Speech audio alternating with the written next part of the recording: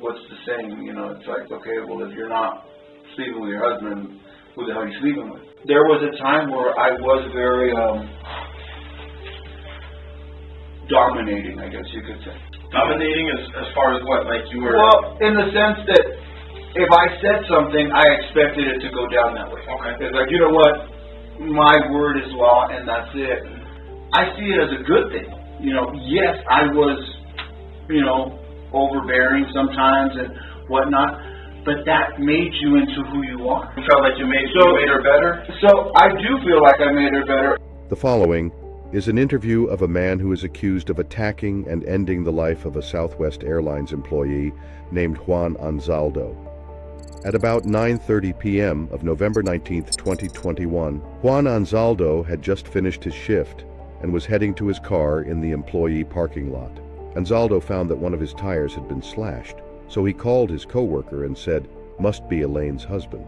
While on the phone, Anzaldo's coworker reported that he could hear an attack on the other end of the phone. Anzaldo said, "Help me," about 3 times in Spanish. Anzaldo's coworkers raced to the parking lot just in time to see a chubby man in a black hoodie briskly walking toward a hotel parking lot. An employee would later testify that the man jumped into a gray pickup truck with a dent on the back. During the interview of witnesses and coworkers, police learned that Anzaldo had been recently dating a woman by the name of Elaine Christman. They also learned that her ex-husband, a man named Bernard Christman, owned a gray truck that just so happens to have a dent in the back. The police also found out something that was pretty important. The whole ex-husband thing. Elaine had reportedly been misleading co-workers. She was very much still legally married. Since this complex relationship existed between Christman, his wife, and Anzaldo, detectives decided to speak with Elaine first, getting her perspective on the couple's current situation. Although the detectives are suspecting that Elaine's husband is involved, the detectives don't know if Elaine was a participant, so they feel compelled to ask her about her whereabouts of the day in question. Today, can you run me through what you did, what happened, what you did this morning, all the way up until we went to go and talk to you at the house? Elaine would say that after waking up at 7:30 a.m., she went to the gym. After a short workout, she went home, showered, and got ready for work.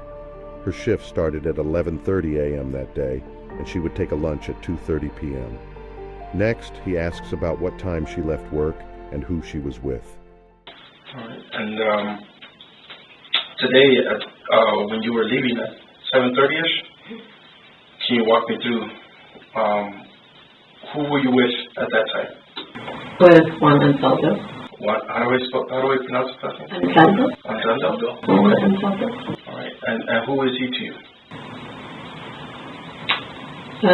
Somebody I was dating with, had a relationship. How long have you known Juan for? Well, since I started working there, March of 2018. About 3.5 years. Okay. And how long would you say you guys have been seeing each other for? A little over a year. And then a couple of months, 3 or 4 months. Okay. And would you say it's pretty serious between you guys? Yeah. Elaine has described her relationship to Juan, and she has accounted for her timeline all the way up to leaving work at 7:30 p.m. The detectives know that Juan was killed approximately 9:40 p.m., so they ask Elaine to go further into her timeline.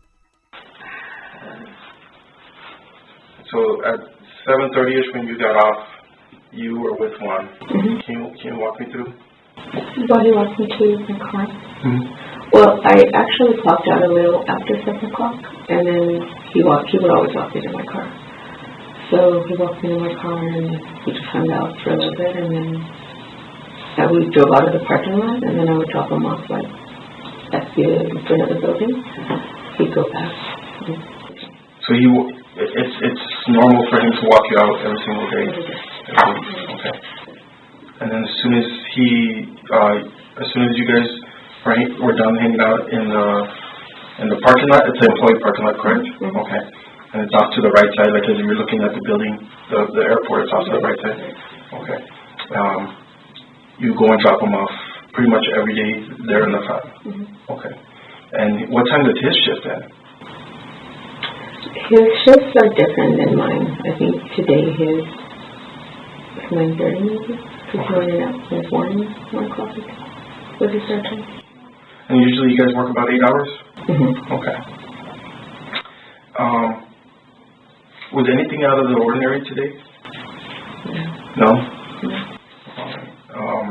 When you dropped him off, did you talk to him from the time you dropped him off to the time we had talked to you at the house today? Mm-hmm. So I dropped him off, and when I drove off, I called my mom, and then I called home, and that was pretty routine, just to let him know I was on my way. Who answered the phone when you... I was talking to Bernard, my husband. Okay. And then hung up with him. And then usually when I was close to getting home, like, exiting Wrestler, either Juan would call me or I would call him just to kind of let him know that I was close to getting home. So I talked to him pretty much till when I got home.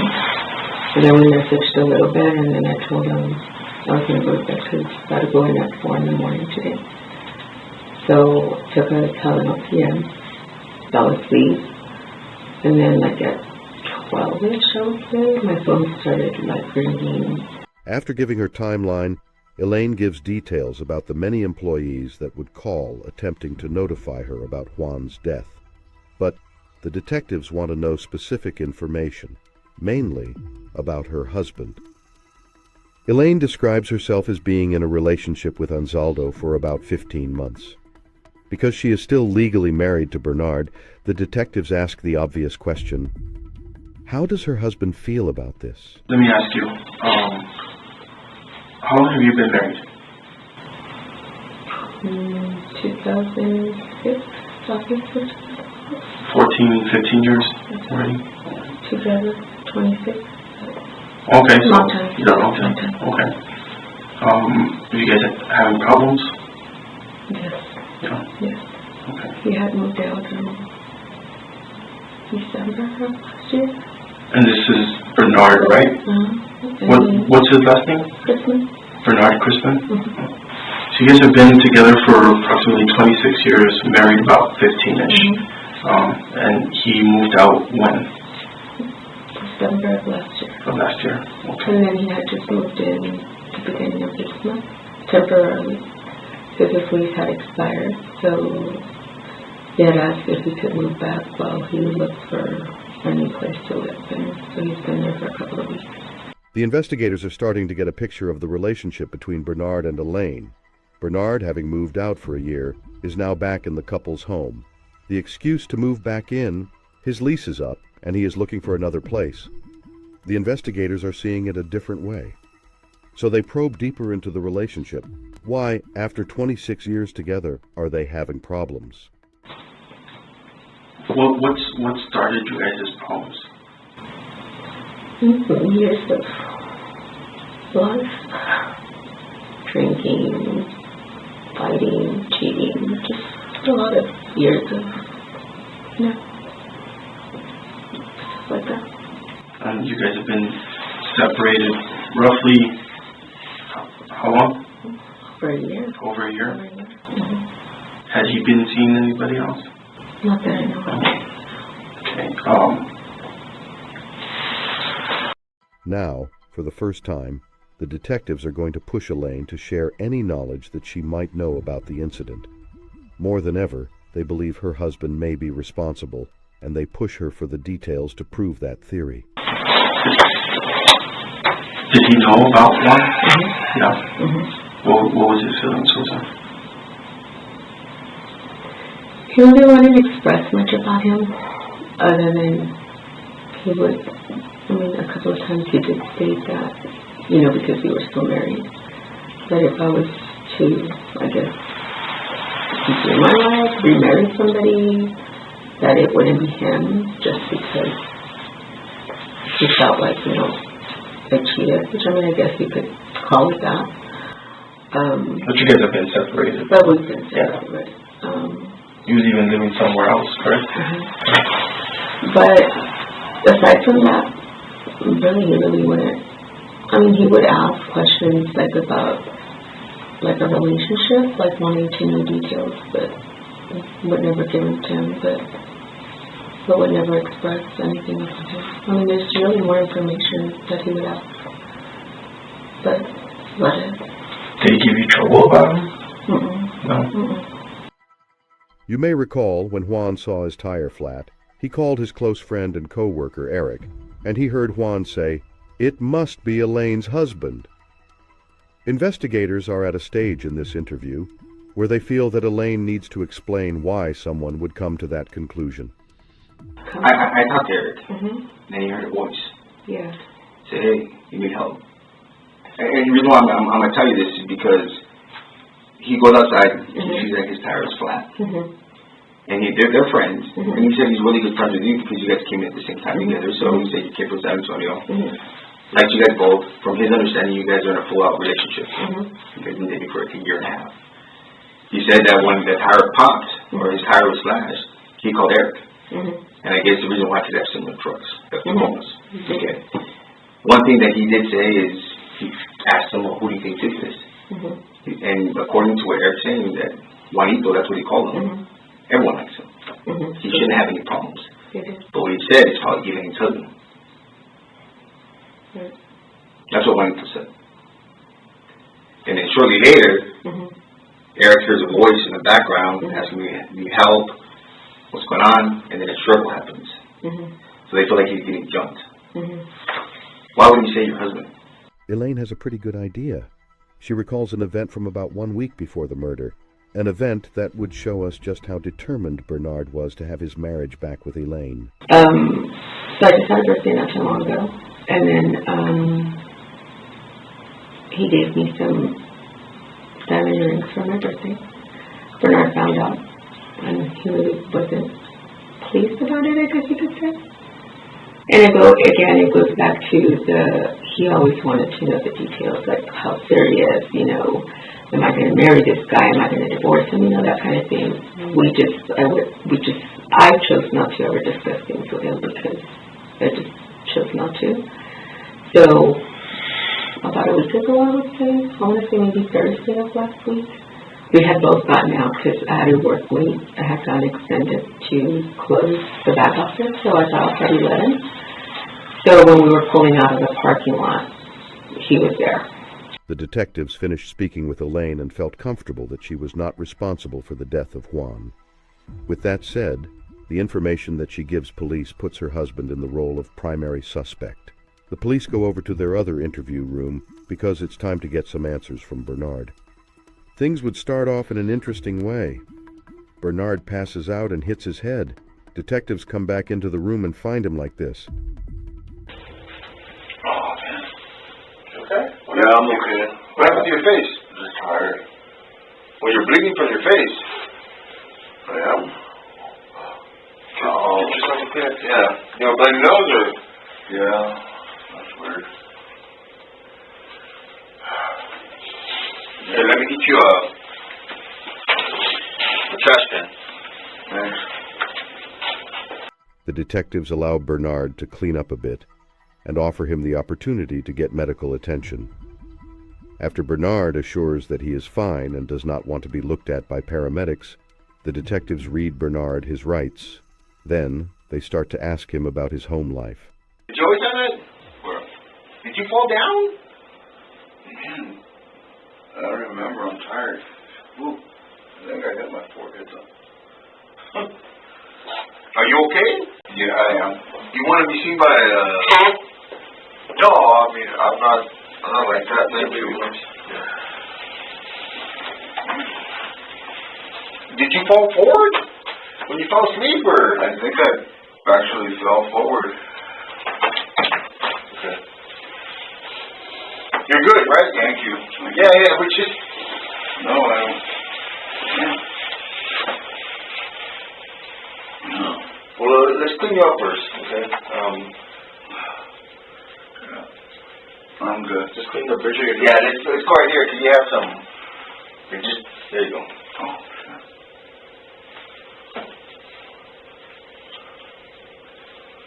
It's a long way. Are you okay? Yeah. You're fine. tired? Yeah, I think that's what it is. Okay. You haven't slept too much, or? Jesus. I'm just tired. Okay. Well, clean yourself up. My name is Detective Gomez. Okay. I'm a detective here. My ID number is 24. I'm Detective Villalobos, and my ID is 2993. Okay. Okay. You know where you're at?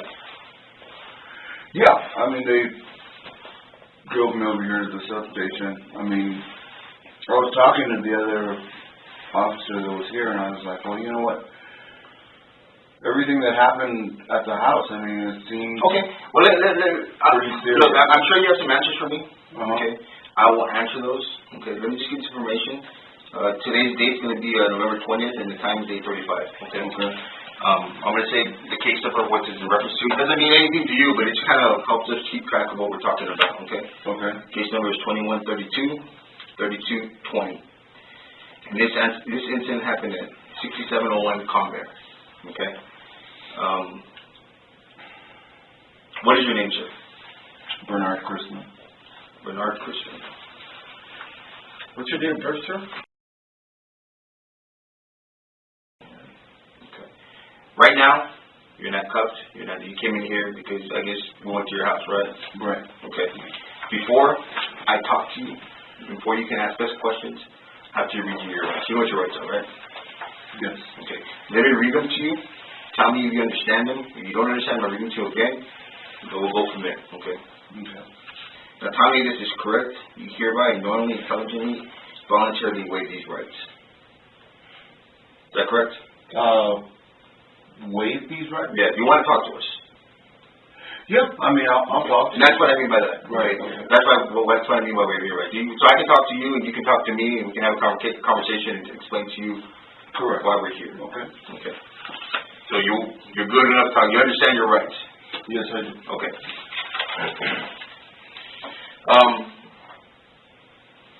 You're married, right? Yes. How long have you been married? Ooh. Like 20 years. But officially married, but we've actually been together going on 26. Okay, who are you married to? Elaine Christmas. Okay, you guys are fully married. Have you guys been having issues in the past, or? No.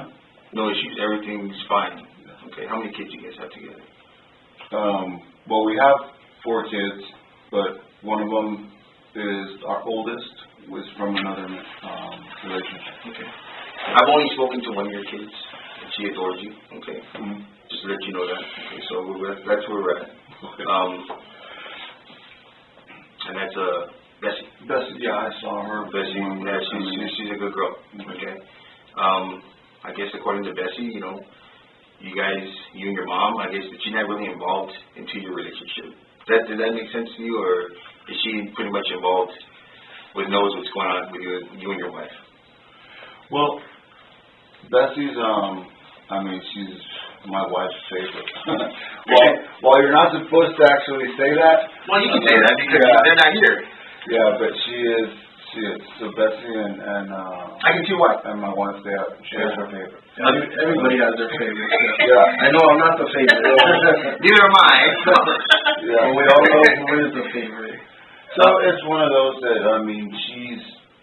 she's more in tune as to, what's going on with me and my wife and that. So, she's aware of, and there's pretty much of, what's going on now. Just like any parent, and me and my wife, we don't like to, I guess you could say, if we've got something going on, we really don't like to involve our children, and simply because they have their own stuff going on, what I mean? So yeah, exactly. So she's already graduated, she's starting her life, she still lives at home, but she's still trying to figure out what she's doing with herself. So we don't feel that burdening them with like what we do. So that's just something that me and my wife have always decided that, we don't involve them in what's going on. I mean, I know that some parents are like really open with their children. And you're not. We're open in the sense that, you know, we love to talk to them and let them know what's going on in our lives.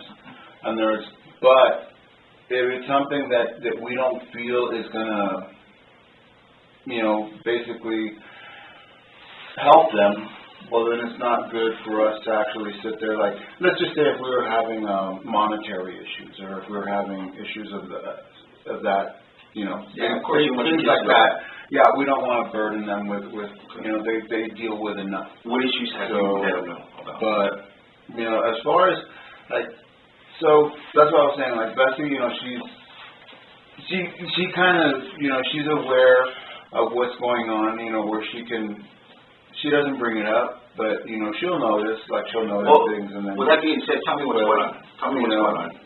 As far as, you know, my household, I mean, right now, everything's fine. I mean, our children are doing good. They're, obviously, Bessie's, you know, starting her life. She's already graduated. You know, Catherine, she's got one more year. Catherine, the younger, 22-year-old. Catherine is, yes. And then you have an 18-year-old. And then we have an 18-year-old, which is Bernie. So, is he already out of high school? Yeah. And then he's at UTEP, so unfortunately he's struggling in the sense that he's gone through this whole, right? So, yeah, well, I heard that. Now that's why we didn't bring him down. So he just, you know, which is odd. You know, he's already been vaccinated, but you know, there's very few people that he actually goes out with. So, you know, but unfortunately, the good thing is he's not suffering from definitely really bad symptoms. He's been quarantined at the house. Yeah, he stays in his room, and if he needs something, he'll call us or message us, and then we'll go ahead and take it to him or leave it at the door. You know, so we've been very cautious as far as that is concerned. So hopefully it's already been like about 5 or 6 days now. So we were possibly waiting till maybe about Monday and then test them again and see how. Speaking about your house, how long have you been living at that house? Since 2007. Never moved out? You've been there the whole time? Yeah. So. Okay. Yeah. I mean, we had the home built, and we were the only owners, and basically we've been there the whole time. Okay. You've never had any issues to where you moved out the house because of marital problems? No. I mean, I have. And look, people have marital problems. Oh, no, I've been married almost 20 years, and sometimes I like to move out too, and you know, sometimes I can't because of a financial issue. But I mean, no. What are your issues with those? We've been together for, like I said, I mean, 26 years now. Now actually married is about 18, 19.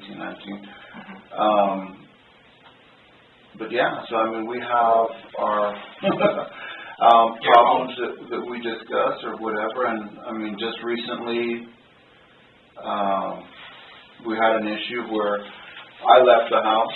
What? Just things that me and my wife were dealing with. What were you doing? So I was gone for about 11 months. From the house? Yep. Okay. So, which is funny though, because I went and I got an apartment. So I figured, okay, you know what? It'll give me and her space. Of course. You know, and we'll see how that works. The problem was that I was essentially paying for an apartment that I wasn't there. You know, I would probably say maybe I slept there a week out of the whole month. You know, because I was always at the house. Right. So I mean, I was always there, not just because of my granddaughter. So she goes to the school right down the street, Tippin. So, you know, I'm there with her, you know, but then I'm there with the kids also, and, you know, even, you know, with my wife. So it's kind of like, you know, she'd be like, well, why don't you stay?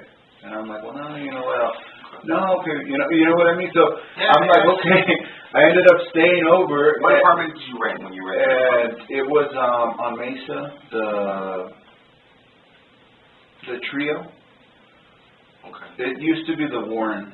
Oh, okay. Warren, off of Executive. I know exactly. Yeah, right off of Executive and Argonaut in between. So, yeah. So, I mean, I was there, and, I mean, it was as far as affordability, you know, so I had that apartment for about 11 months. And then just recently, like 2 months ago, I decided, you know what? I talked to my wife, and I said, you know, it's best, you know, we're going to save the $500 or $600 because they wanted to raise my rent. So I was like, we're going to go ahead and save that, and I'm at the house most of the time. So how did she react to that? So actually, she was happy that I came back. She was like, okay, well, you know what? Go ahead and we'll be fine. Obviously, it just became one of those things where financially it was going to work out better. I mean, it's hard to do. I was upset when I moved out, and I guess it was one of those gut reactions where you're just kind of like, you know what, I'm going to leave, give us some space, whatever. And even after being away, as we talked to our children, and I told them, I said, you know what, I'm going to go. And they took it badly. Originally it was very hurtful to them, the fact that I was moving out. And it just became one of those things that it's like, it almost felt like if I didn't move out because I was at the house so often. So, so it's just one of those things like, oh, really, Dad, you moved out? Why don't you just come back? And especially Bessie. Yeah. Bessie was the one that was like, Dad, you're here all the time. What's going on? It definitely makes sense for financial. Now, speaking of financials, do you work, sir? No. I'm on disability. Did you used to work? Yes. Where did you used to work at? I worked at AT&T. I was a technician. How long did you work there for? 13 years. 13 years, and then how'd you get hurt? Yeah, well, it's, I ended up developing, so I have, I've been diagnosed with, and then, what really stopped me from actually working or doing a lot of things was, But you're still receiving money from your disability. Oh yeah, but financially, under my disability is what I. So we know you've been at the house for that 11 months, but you go back. It was kind of like you weren't at the house. Well, yeah, it's like if I was away. You had your own place. Yeah, because I did. What was this time? I did have the apartment, and it was literally for 11 months. It happened in November of last year, and I came back to the house. October of this year. And you didn't since. No. You haven't had any issues between your wife and yourself? No. Before we go forward, and I forgot, and I apologize, what is your social security number, sir? And what is your phone number? Is that a landline or a cell phone? That is a house number. Do you have a cell phone? Cell phone is, yes. That would be, I haven't heard that email in a long time. Yeah. Almost like an AOL or Roadrunner.com. Yeah, that was back in the day. Yeah, SBC would change companies. We've had that forever. Yeah, well, I mean, we used to work there. Yeah. So, who's your carrier for your cell phone? It is AT&T. AT&T? Mm-hmm. All right, sir. Here's the deal. We just finished talking to your wife right now. Mm-hmm. Okay. We've talked to a lot of people. Okay. Do you know why you're here? No. Nobody. One of the officers, or the one that actually drove me down here, he said that you were doing an investigation involving a murder. Yes. And I was like, okay, well, I had a question because I was like, well, first of all, you're at my house. The situation was pretty serious because the way that they walked us out, I mean, you're talking about guns drawn, walk backwards, do all this. I mean, I'm sure my neighbors are crazy right now, watching all this. Well, I think your neighbors are probably asleep. Yeah. Well, they weren't on the loudspeaker. I hope so, because, I mean, one of the officer that was telling me to walk backwards and raise my hand, I mean, he was yelling pretty loud. So, and I realized, when they told me, it's for our protection, because I told them, well, what's going on? I mean, you could have knocked on the door. You could have asked me to come in. I mean, it's one of those things. It's like, but the way that it was done, I mean, it just seemed very excessive, but, they were telling me, well, you know what, it's for our protection, And they were cool guys, right? That's all we're, oh, exactly. I mean, they all, they couldn't tell me anything, but they said, you know what, someone's going to speak with you, whatever. And then, they put me in the car. But at that point, I was like, well, you know what? from a legal standpoint, I mean, everybody's rushing into my house. And I'm like, at no point did anybody tell me, this is why we're here, we have a warrant. I wasn't even told. And I said, okay, well, do you have some authorization to go into my house? Because at this point, nobody has said anything. Well, there was a warrant. And that's signed by a judge right for your house. And that's what they told me, is they said, okay, well, we have a warrant to go in, whatever. So it's for my house. Yes. Okay, because the other question is that when I was coming down, one of the officers was speaking to the gentleman that I was with, and they were asking for the keys to my cars. Mm-hmm. And my cars are there. Yes. So, is anything on the property? Does that apply too? Yes. Okay, because obviously the cars are on the street. So. Well, it's in the streets, even it makes it easy. Right. Okay. I'm just questioning. And Next, the detective asks a very direct and confrontational question. Which one is your car? Bernard is noticeably shook up and tries to avoid answering the question. This evasive behavior only makes investigators more suspicious of him. What car do you drive? So it's one of those things. Which one's your car? Well, I mean, my wife primarily drives the 2020 F-150, and then I will drive the 2010 Expedition, it's a white Expedition, or the 2002 Ford F-150. Okay. We have one of those two. So those are the two vehicles that I'll mainly drive, is either the Expedition or the Ford F-150. Okay. Well, before I get into this, I did speak to your wife, okay? Right. And I'm going to be straight up with you. She's telling me a different story as far as what your relationship's about. Okay. Okay. I don't know, maybe you guys are on the same page of things, but I guess she's saying that you had moved out and you recently moved back to this November. And you moved back there just for financial reasons. Okay. But I guess you guys have been separated since then. Is there some truth to that, or is she not being honest? Well, yeah, I mean, that was kind of the thing. It's like when I left, it wasn't because of money. It was because I was upset. Why were you upset? You know what? We were having, personal issues. I mean, as far as... Well, that's why I asked you. What personal issues were you having? Why were you upset? That's what I'm saying. It's like, well, I mean, like I said, it's husband and wife things. So it wasn't anything, at the time, it wasn't financial. It was just me, feeling emotionally separated from her, where it was like, we don't feel like husband and wife. I mean, I'm with you, but I'm not with you. I mean, you're on the cell phone all the time, and I'm right here, and it's like, okay, we can't have a conversation because you're on the cell phone. So that kind of became an issue, where it's like, okay. Absolutely. I mean, I could understand where it would bother me too.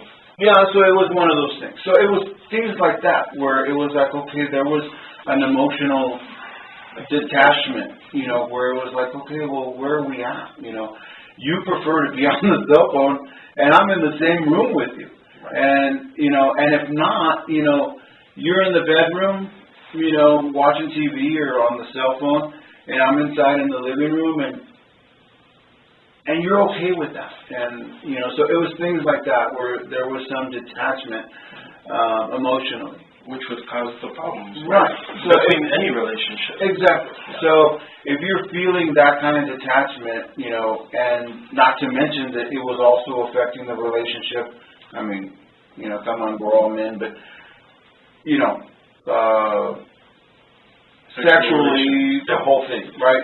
So the whole thing was an issue, where it was like, you know what, I'm your husband, you're my wife, everybody needs absolutely from each other.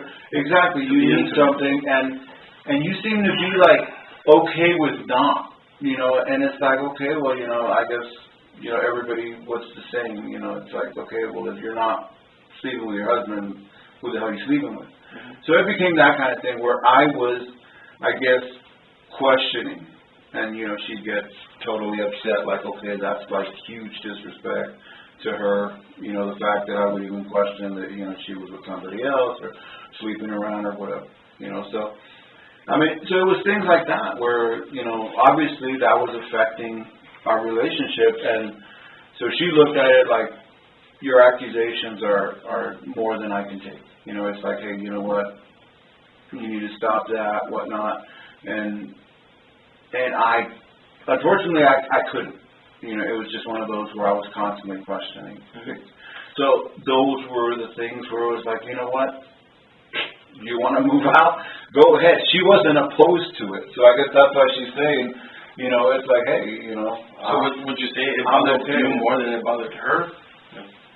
Yeah, it bothered me more than it bothered her, because at the time, it was one of those that it was like, okay, you know what, we're going to talk about it, whatnot. Try to work it out.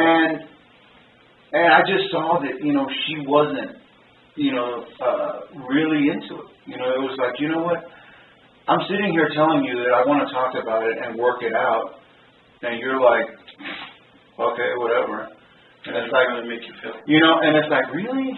So, yeah, so I would say it was more me that wanted to leave than her, because, you know, I just got up and I went and I rented the apartment, and I put it on her like, okay, you know what, you know, I'm gone, you know, I'm going to leave.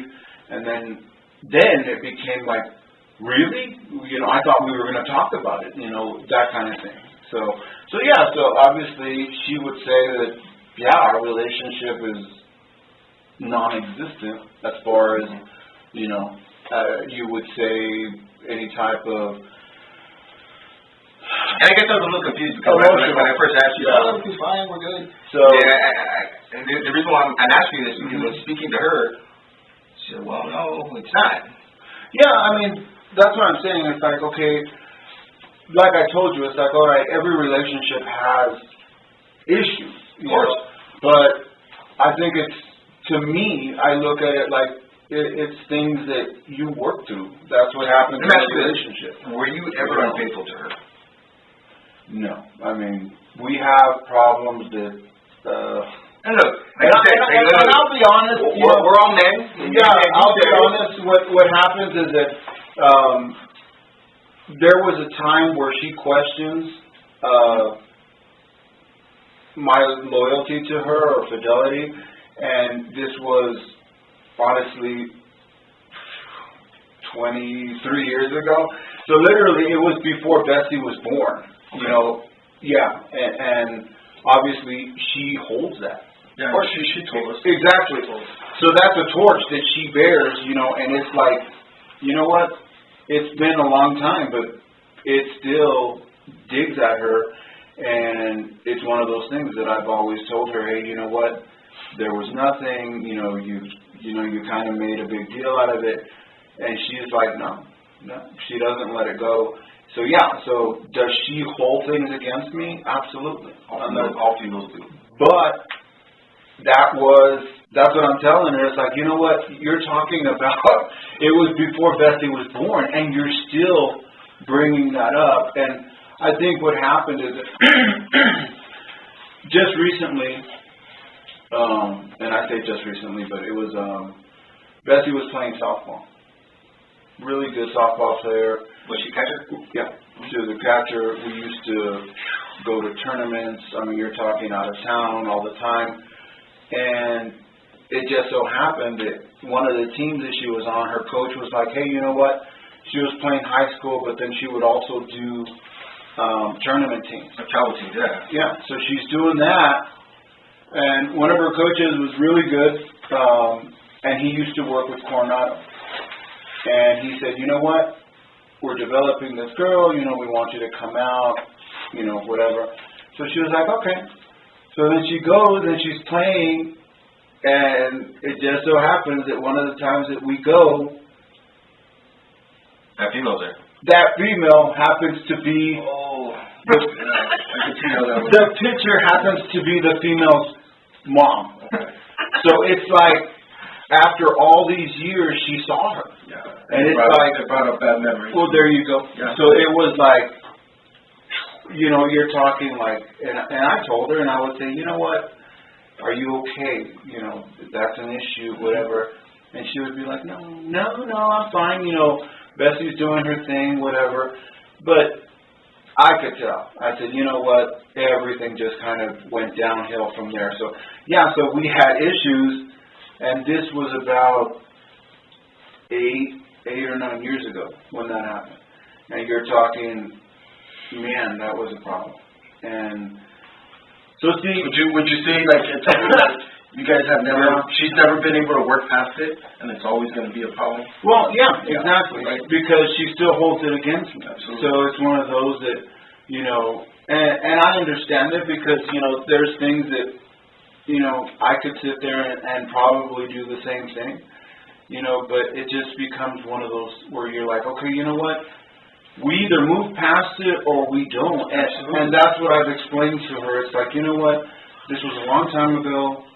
So, see, that's why I say that, you know, do we have problems? Well, no, I don't see that as a problem because it happened so long ago. Mm-hmm. I mean, does it still bother her, and does she still hold that in her heart against me?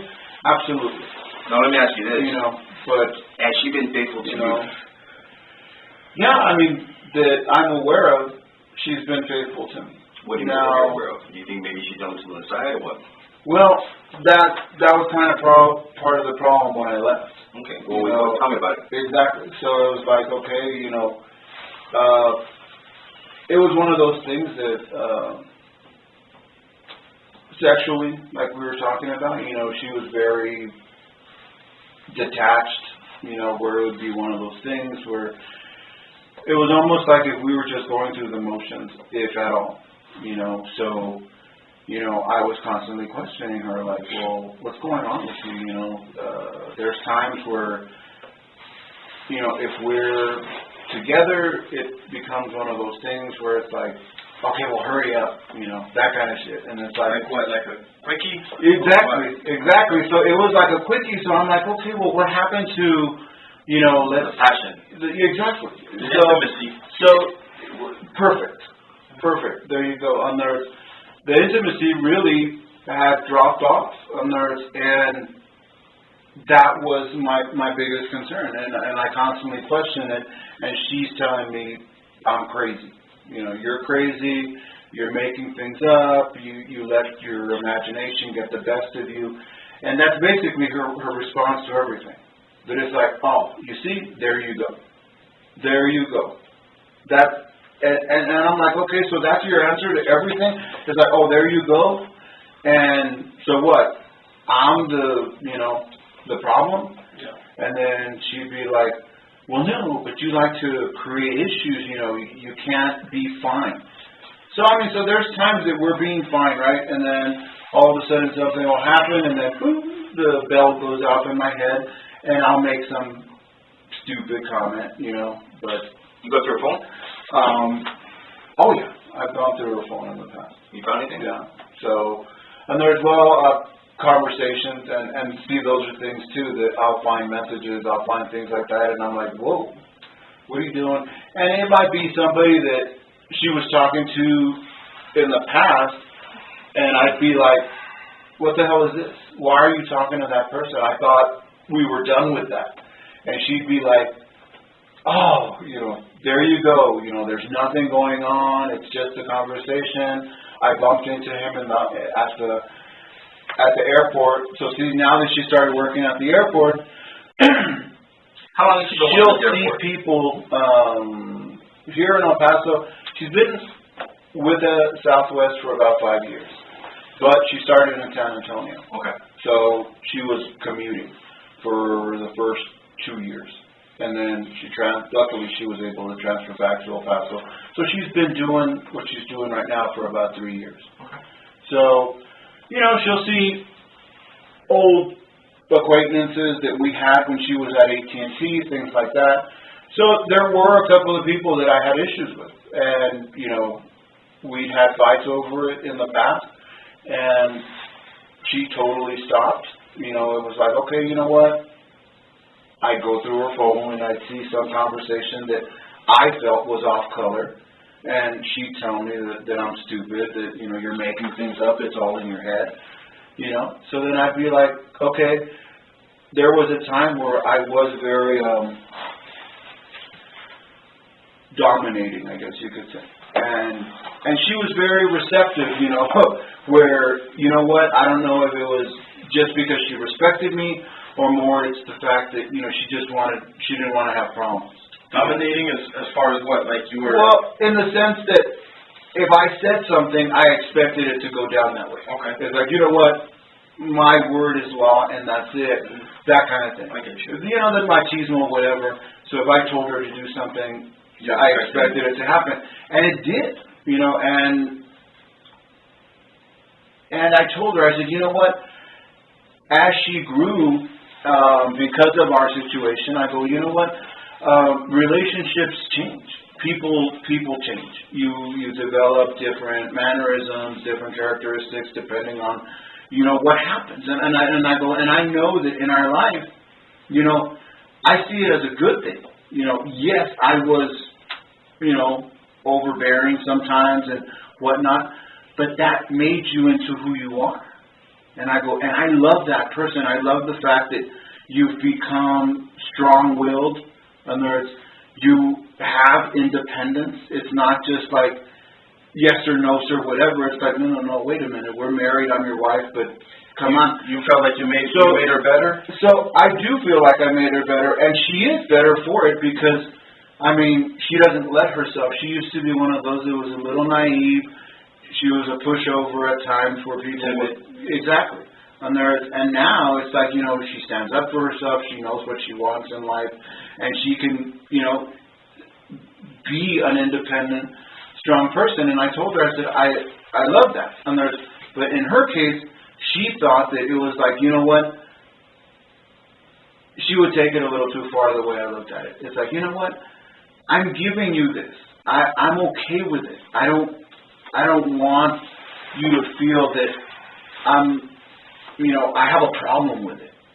I go, but, you know, it's like you're running with it. You know, it's like, okay, you know what? It's like if you know, what do they say? You know, you give them an inch, they take a mile. Yeah. That kind of thing. I get you. So it became one of those things where, you know, I would have a problem with that because I'd be like, you know what? I'm trying to be, you know, fair to you. I'm trying to understand you as a woman, as the fact that you've evolved and you are who you are now. And I think where that really changed, and I think even some of my children have realized that, is when we made a decision, and it was a family decision, for her to, you know, go to San Antonio, start with Southwest because, you know, she had family that had been working for the company. So she was like, hey, you know what, AT&T was awesome, you know, the pay was great, you know, whatever, but I'm not there anymore, so I want to find something that can accommodate that, you know. It's an opportunity for the family. Well, yeah, exactly. Yeah. So it was beneficial financially and because of the benefits that they offered. So when she went to San Antonio, I think there was that distance. You know what I mean? So it was almost like that long distance relationship where you're like, okay, is that going to work or not? So when she was away, I think she gained some of that, her independence, but in a sense it was like, it wasn't just towards me, it was towards the family. Because even our children kind of noticed like, hey, you know what, you're kind of detached. Yeah. It's almost like you're enjoying it too much. I would know that about me. So it was one of those things where it's like, okay, you're kind of, you know, that. And you know, she would be like, no, it just seems that way because there was times that she could come back every week, and there was times that she couldn't. You know, it would be like every 2 weeks or. Wow. But she did come back. It was one of those that, hell or high water, you know, she was back every week. It was rare, but there was times that it would go 2 weeks. And the benefit is that she flies for free, so that's why she's able to come back and forth, you know. But it was just one of those things where even my children looked at it like, you know what, I think you're enjoying it too much. Yeah. You know. Take a little bit of that. So exactly. So I think that's where that kind of drew a wedge between us as well. Because when she came back, it's almost like if it's different. Yeah, she had this this period where it was almost like did I make the right decision in coming back? Maybe I should have just stayed away. You know, that kind of thing. And it was like, so sometimes she would say it just like a jab, you know, like, oh my God, you know, I should have just, you know, why did I come back? I should have just stayed over there. So she's just saying it like being a smart ass or whatever, but I'm not taking it that way. No, absolutely. I'm looking at it like, are you serious? Why would you even say that? Look, Mr. Christmas, that's the kind of thing. Obviously, you guys had your issues. Yeah. And you kind of established it, and I kind of maybe understand what she's saying and what you're saying. Yeah, so that's But let's go into something else. What'd you do today? Let's go into your day today. What happened during your day today? Well, during my day today, you know, we woke up in the morning. Everything was fine. Just like any other day, you know, we have our coffee. You know, we're at the house, watch the news. You know, her routine is pretty the same. You know, she gets up early in the morning, goes to the gym. This is about 7:30. You know, sometimes a little earlier, sometimes a little later, but she has to go to the gym early because she comes back home and you know, she gives herself about 2 hours to shower, get ready, and then she goes into work. So today she went in at 11:15. That's when her shift started. Mm-hmm. So she goes to work. You know, I'm at the house. You know, clean up the kitchen a little bit after we, you know, had coffee, whatever. And I'm on disability, so I don't actually work.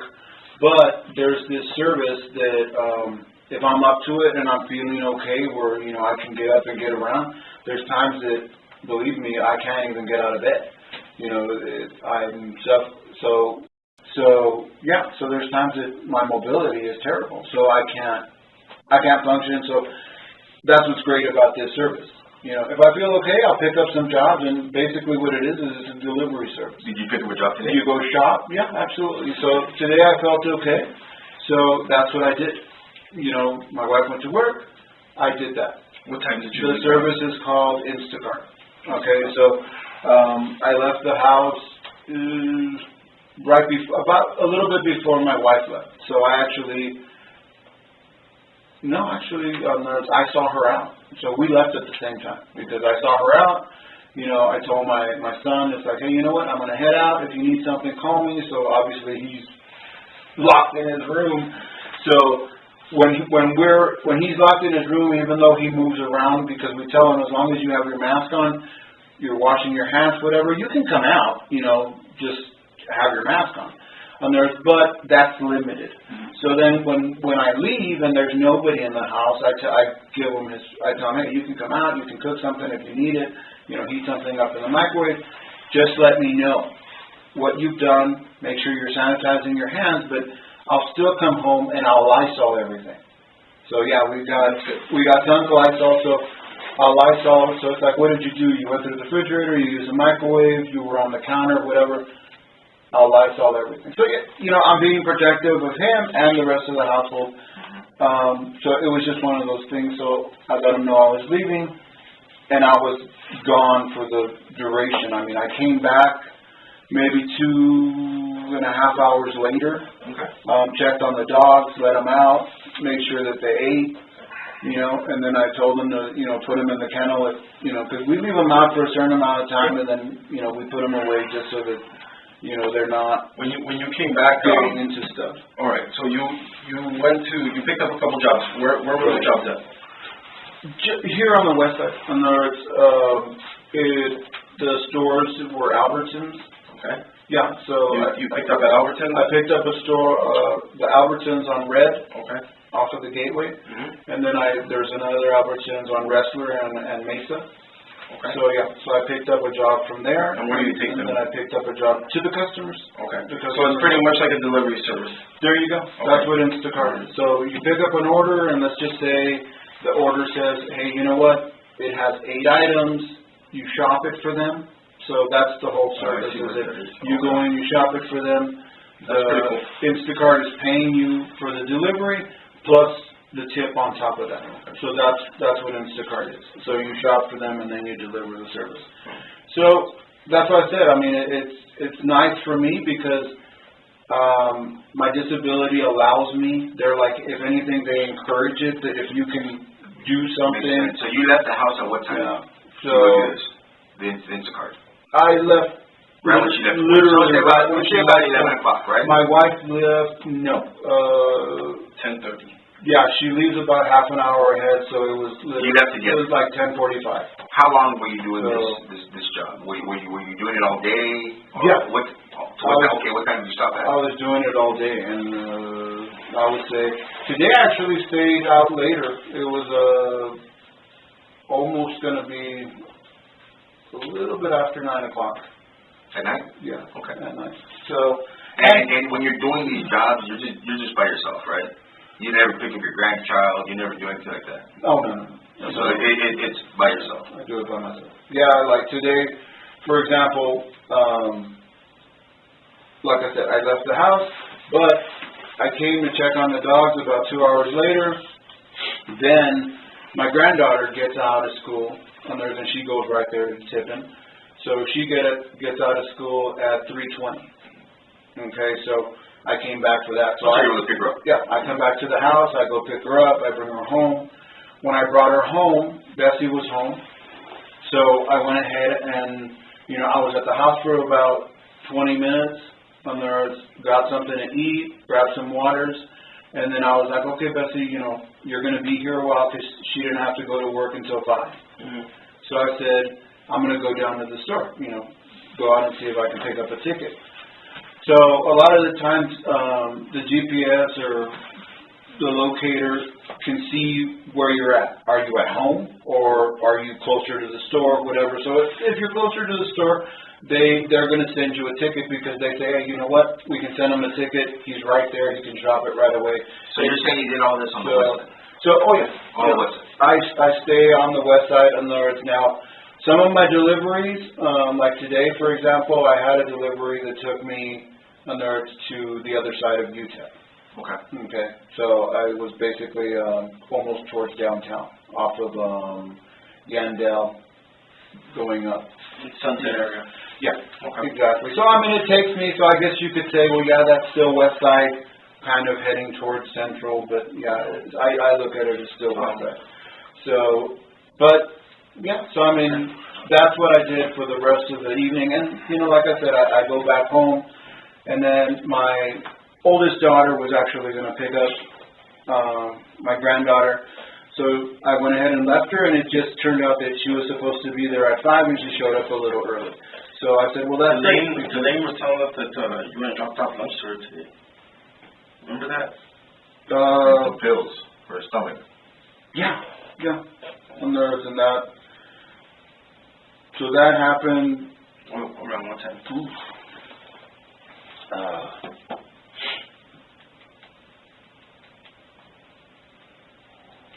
That happened about 1:30 because when she told me, what, my stomach's hurting, this, that, whatever, can you bring me something?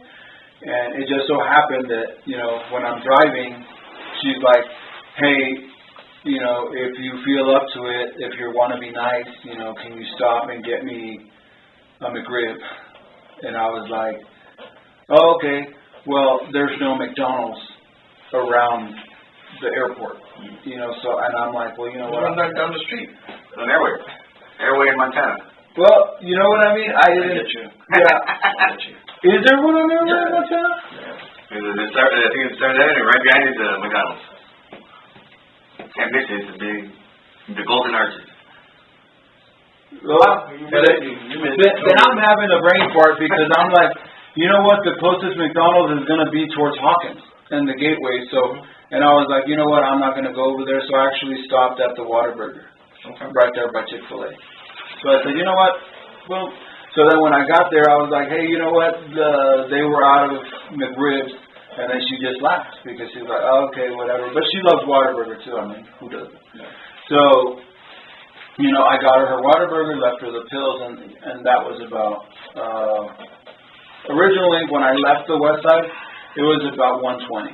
So just look at the time. I went straight.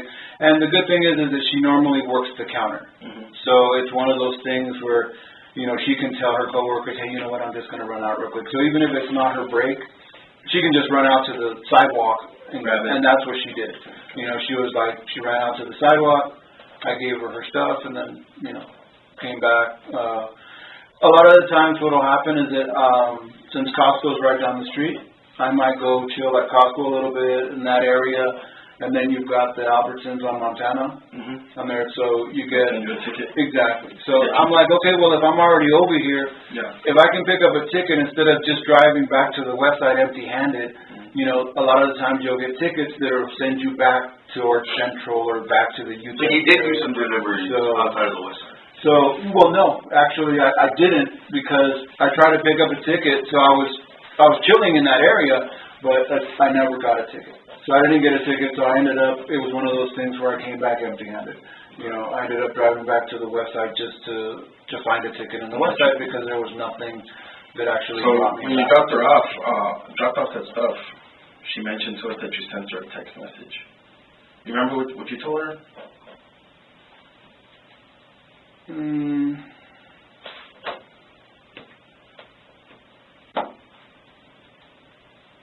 No, not exactly. I mean, That you were trying to be cool with her. Like, it wasn't nothing bad. She just. Yeah. No. I mean, I don't know. It was. I was just trying to refresh your memory. Yeah, it was something where I don't remember exactly what I said, but the gist of it was I said something. Like it was a compliment. And that's kind of one of the things, like what I'm talking about, is that there's some detachment, is that, you know, I'll make a comment, and as a husband, you know, you'll say something nice, you know, and you're kind of expecting, like, some kind of reciprocation, you know, and you don't get it. You know, it's kind of like you're saying, okay, well, I'm saying nice, I did something nice for you, I'm hoping that, you know, that not necessarily mends bridges, but, you know, hey, it's something nice, we can be nice, that kind of thing. Absolutely. And you get, like, nothing in return. Yeah, she just kind of just said, like, whatever. It was cold. And I was like, really? So I did question it. I was like, okay, how, you know, what is it that I have to do, you know, to get you to respond in some way that a wife would normally respond to a husband? And, you know, and exactly, it was a cold response where she was like, well, you've never, you know, she tried to, and that's, you know, and I take that with a grain of salt, because unfortunately my wife, when she says something, it means, in her mind, it's forever. You know what I mean? So if she says, you've never been that way, and basically what she means is that probably within the last year or two, but she says never, like, and I'm like, never really? And then she's like, no, well, you know, in the last whatever.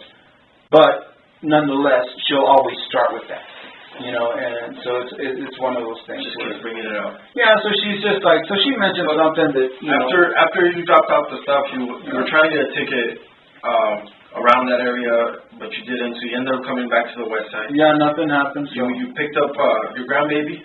You picked up a grandbaby? I came back to the house, you know, and generally what I'll do is... 10 minutes down the street from your house. Yeah, it's a 6-minute walk. I mean, for me, you know, unfortunately it takes me a little bit longer because, like I said, when I walk, I mean, there's times that I'll be okay walking down there, and then when I walk back, it's like, you know, that kind of thing. So, obviously, I use my inhalers, and I take the pills and everything, but I still, it restricts me as far as how much I can do, whatever. But I look at it as a good thing because the doctors always tell me, hey, you know what, you need to try.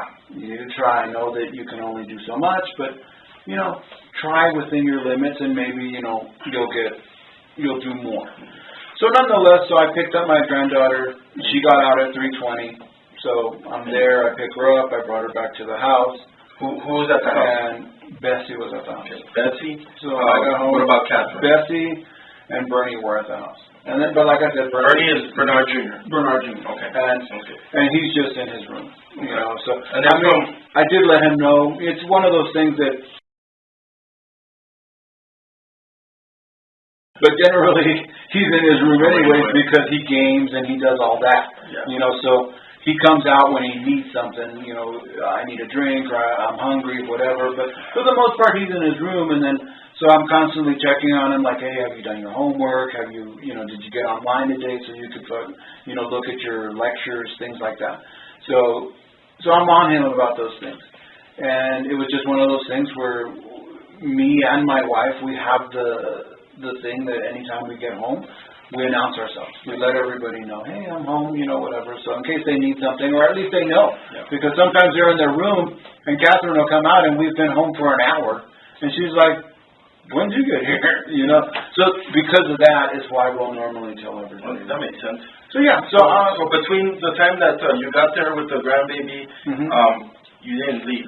You didn't leave the house because we spoke to Bessie and we spoke to Bernard Jr. And Catherine earlier. Yeah, they kind of told us more or less the timeline that they were there as well. They said that you were there. All right. At any point, did you leave the house at all after that? Yes. Well, what ended up around what time? I would say it was after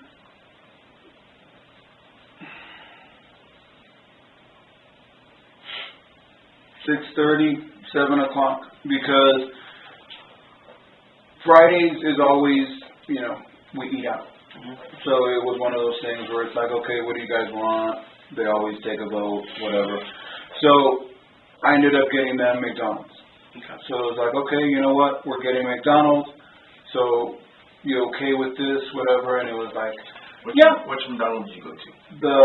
We always go to the one on Wrestler and Red. Okay. Yeah. They hate the one on. You go to the drive-thru, or you want to at the Simmer. Yeah, the drive-thru. Yeah, you go to the drive-thru and So you took the food back? Yeah. Okay. So I went to the McDonald's. I took the food back. I left them the food, and as a matter of fact, at that time, Bessie wasn't home. Okay. So Bessie was out at work because she works. Bessie has 2 jobs. Yeah.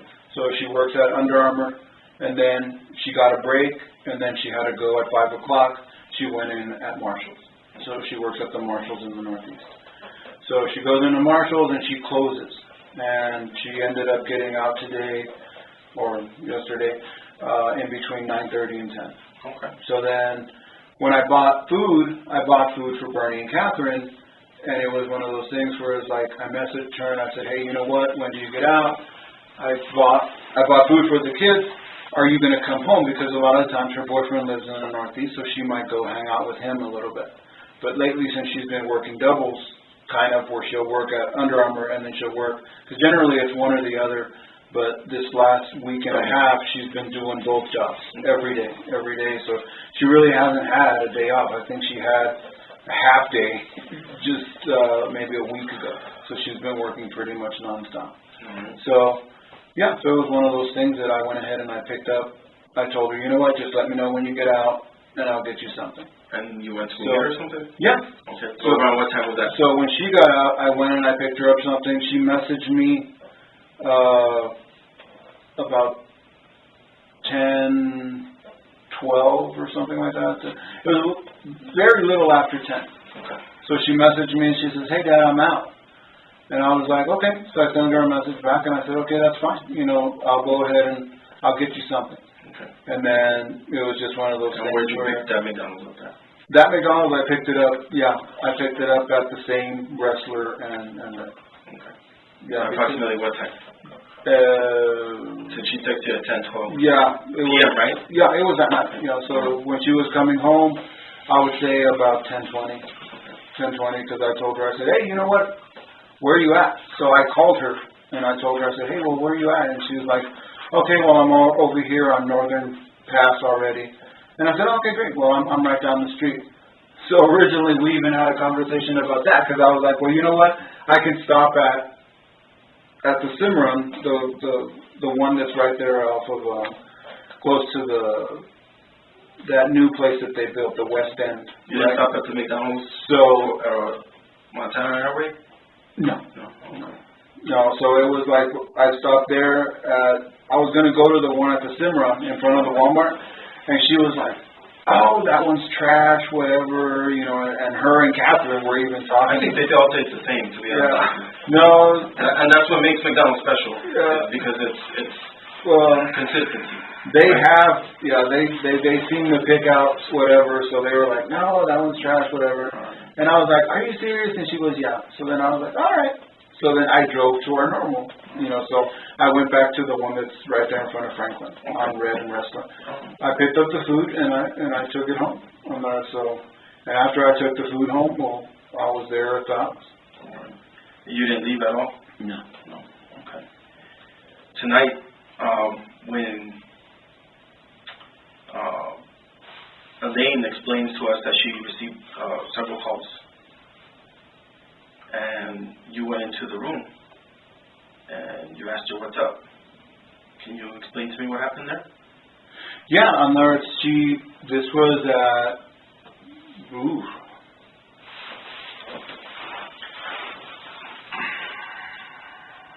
I couldn't even tell you. It was maybe 2 o'clock, you know, anyways.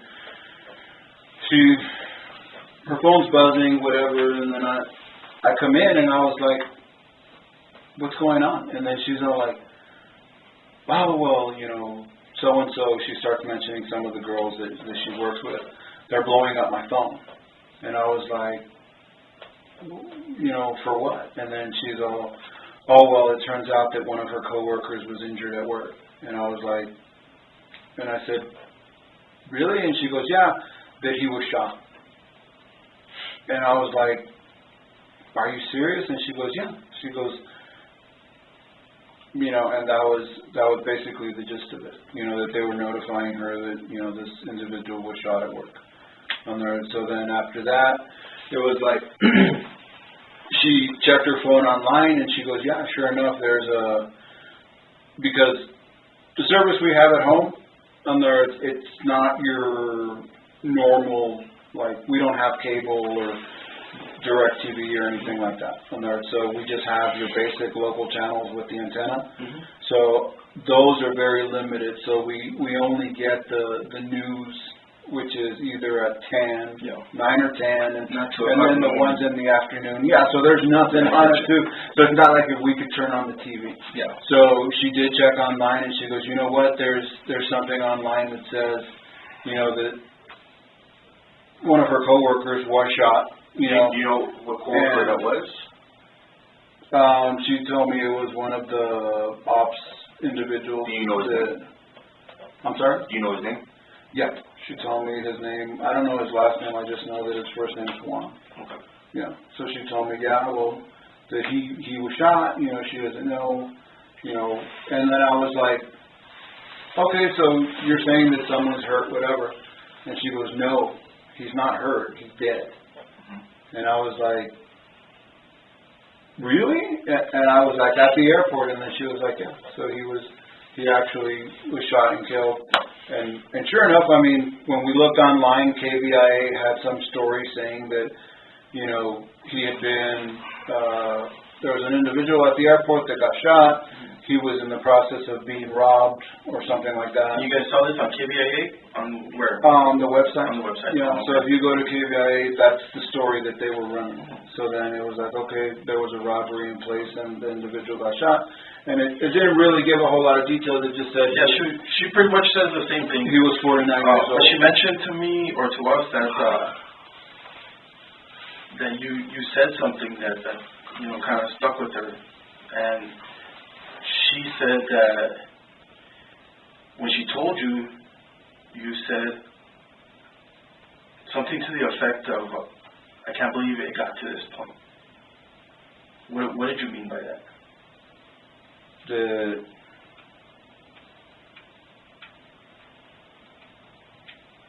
And I'm gonna tell you something.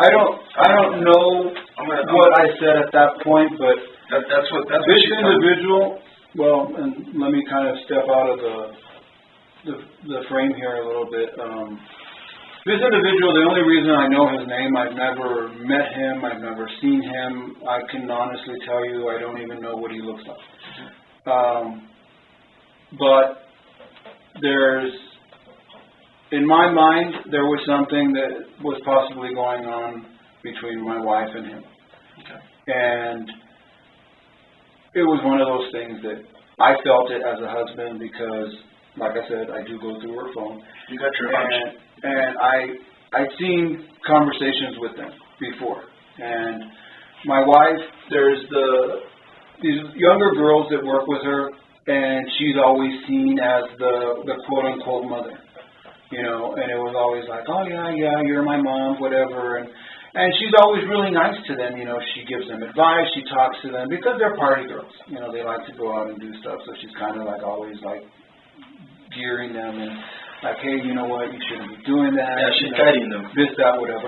So, yeah, so they're always calling her mother. And not to mention that she constantly takes them sweets. They love, she bakes, and she's constantly taking them stuff. So it's that kind of thing, you know. And they all have a good time, and they have a good relationship at work. So there was messages that I found, and I brought to her attention, Which she told us about. where she'd be like, okay, she's messaging this guy, and she's telling him, okay, I'm just waiting for the girls to leave. And I'm like, wait a minute. These girls are everything to you. You guys are open with each other. They tell you about everything. And even though my wife is open, you know, she keeps a lot of the stuff close to the vest. You know, she doesn't let too many people know literally what's inside. But nonetheless, I'm like, why would you be waiting for them to leave? You guys are like, you know, cool as hell, but yet you're waiting for them to leave and you're telling this guy, I'll meet you as soon as they leave. I mean, meet them where? What are you doing?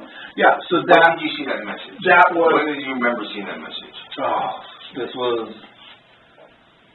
I mean, it's been some time ago. I mean... Yeah, she explained to us how she's been seeing this guy.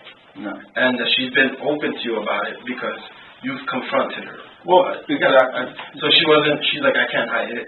He knew about it, so I had to come clean. And I told him. Yeah. So we know that she has been in some kind of relationship with this guy.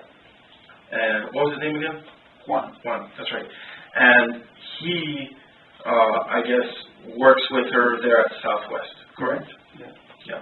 And yeah, she said that you've asked her about him on several occasions, and because obviously, I mean, if you're at the house, you guys are still married. I would ask the same questions, right? Yeah, I mean, she looked at it, and maybe sometimes it was just me being off color, you know, where if I got upset about something or whatnot, you know, she told me that it was over. There was nothing between them when I confronted them.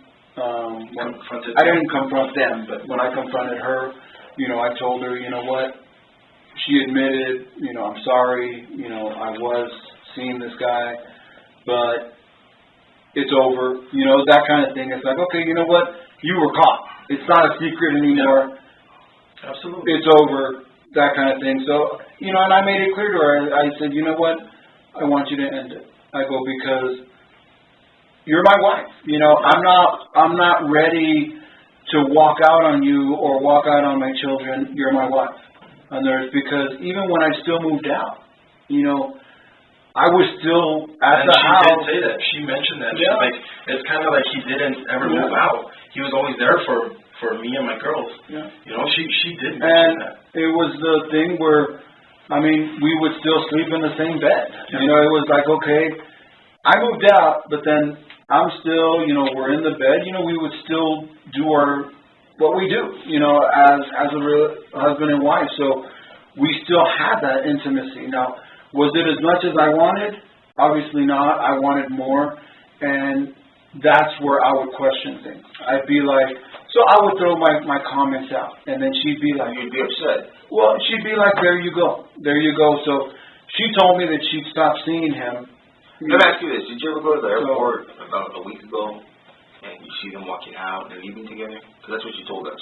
Yeah, Okay. I caught them, well, I didn't catch them. And I went to the airport, and then she told me, and I think it was a little longer than that, but I did go to the airport, and What did you see? I saw her walking out. So, because, when you're standing in the parking lot, you can kind of see as they walk out to where the cars are. And I was like, okay, so who are you walking with? I go, I saw you. And she was even like, that was an argument. So it was one of those things where... Well, yeah, she got caught. I go, I saw you, and then she was like, well, no, he was just walking me out. Because they didn't do anything. It was literally, he walked her out, he was holding her bag, like her lunch bag or whatever, and he put it in the truck. They said goodbye, and they both left. But I was like, okay, well, you're putting yourself out there is what you're doing, because you're leading him on. And she hated when I told her that, because I would tell her, look what you're doing. You're leading him on because you're telling me that you've cut it off, but you're still talking friendly with him, and you're still... So what's going to happen? And I would make my comments like, okay, you know what? Guys are guys, and guys rarely burn their bridges. You know what I mean? Yeah. Why? Because you've always got something to fall back on. Yeah. And I go, but a girl...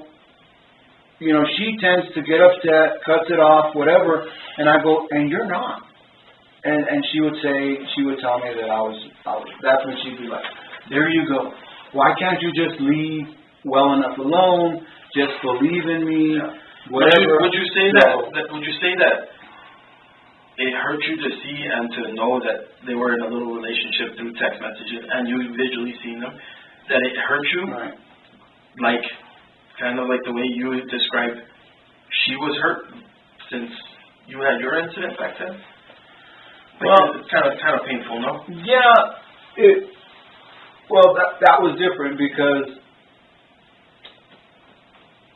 Well, I don't want to say it's different. I would say, it's the same. I mean, I say it's different because there was never in that situation where she was accusing me. Yeah. There was never any confirmation on her end. It was just her believing, like, oh, I know, and she's constantly bringing her up. Yeah. And I'm like, what are you talking about? She was somebody that we worked with, and there was nothing between us, whatever. And it was always like, yeah, right, this, that, whatever. But there was never anything that she could actually say, to confirm it. Exactly. And here you actually saw it. I confirmed it because she admitted it once I saw the conversation. Once you had some proof. Once I saw the conversations. And when I pressed her, then she finally came clean. And that's when she told me, I'm so sorry, I hurt you, this, that, whatever. So, I mean, at the time I was upset, and that's kind of when I moved out. And because that was, you keep asking me, what's the thing that happened? Well, she was saying what's the personal thing? About a week or two ago. That's when I moved out. But you moved out 2 weeks ago, or? No. When this whole thing happened. Okay. So you're talking over the last 10 months. Yeah. And she did describe that. She was telling me. She said that you confronted her. Like almost a year ago, you're right. Mm-hmm. But then she said last Thursday she was scanning out at the gate, and you were parked right there, and she saw you. Mm-hmm. And then Juan came right past you guys as well. Yeah. In his vehicle. Right. Yeah. And there as well. That was. What does she drive? My wife, she drives the 2020. And that day when she was scanning out at the airport, when she described that she saw you there? That's what she was driving. She drives that all the time. And then you mentioned to her that this guy, Juan, was driving out behind her when you confronted her. On the phone. No, I mean, I saw her. Yeah, that was the whole thing. I mean, I didn't... No, I'm saying that later on that day... When they drove out, yeah, I'd already turned my back and walked away on theirs. But it was one of those things where I was waiting, and sure enough, just like I was describing, that happened like a month ago, mm-hmm. or longer. It was probably longer. I'd seen her come out with him, and the same thing. He was holding her bag, whatever. And when I confronted her then, it was just like, no, we're just walking out. We have the same schedule. He walked me out. There's nothing to it.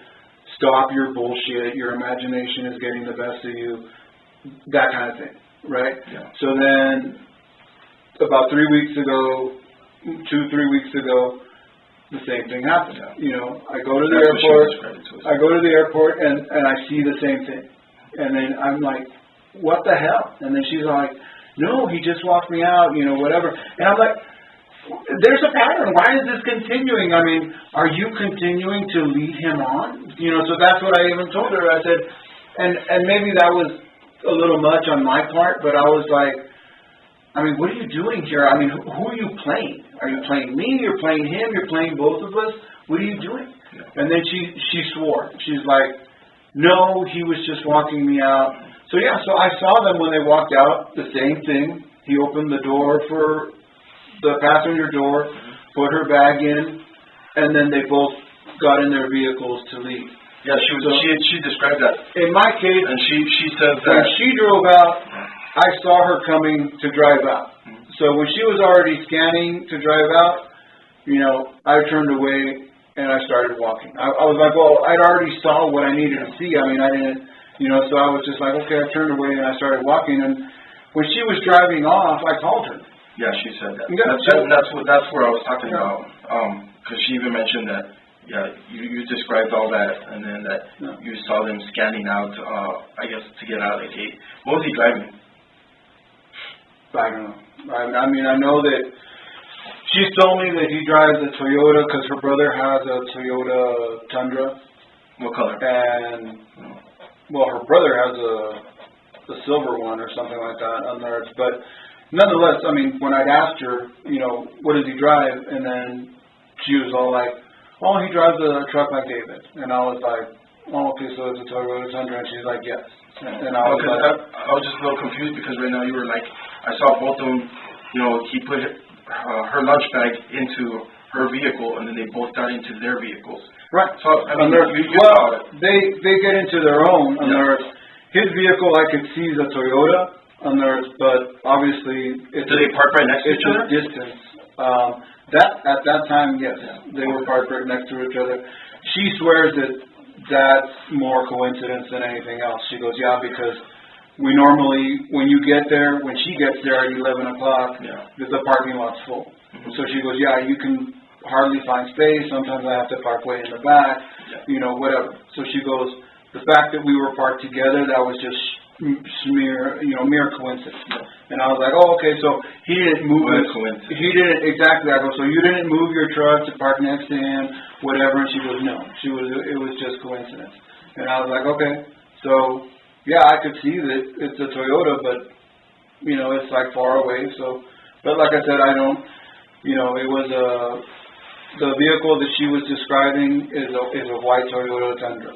And I'm like, okay, so that's the truck that I'm looking at, because I could see that it's got the Toyota emblem on it. But, you know, other than that, that's the only thing that I saw on theirs. But, like I said, even when they scanned out on theirs that particular day, on theirs, she drove out first, she scans out, I literally looked at her, and she, like, it was one of those things, like, she didn't even want to turn. She knew I was there. She was caught. She knew I was there, but she didn't even want to turn. Uncomfortable. Yeah, so she drove right out, and then I just turned around and I started walking.